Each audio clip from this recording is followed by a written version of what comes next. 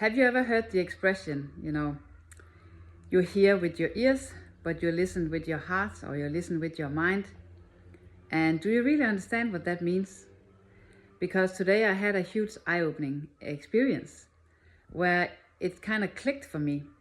And, I want to explain you just a little bit about that so you can have the same type of experience, because I know this can really help you in leveling up.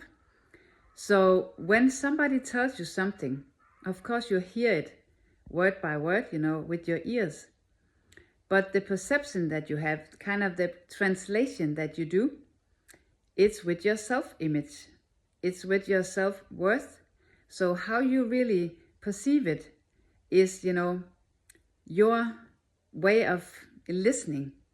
So even the person tells you something that, may not or should not be able to offend you, because you listen with your self-image, and it may be, a little damaged. You may not have very high self-worth.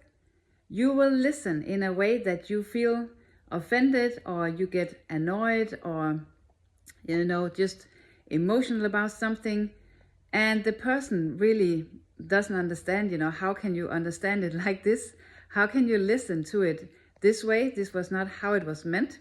Have you heard that? Maybe sometimes people ask you, this was not what I meant.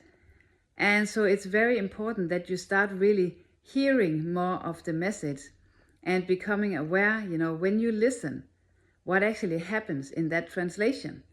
Because when you level up your self-worth, you will be able to hear the message, and you can, be aware of the words, and then you can choose how you will respond. As long as you are just really ignorant or unaware about yourself and your perception, you will keep, becoming or having the same type of reaction every time you hear something.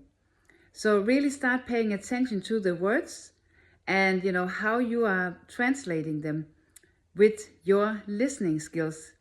And listening skills meaning, your self-image, how you see yourself.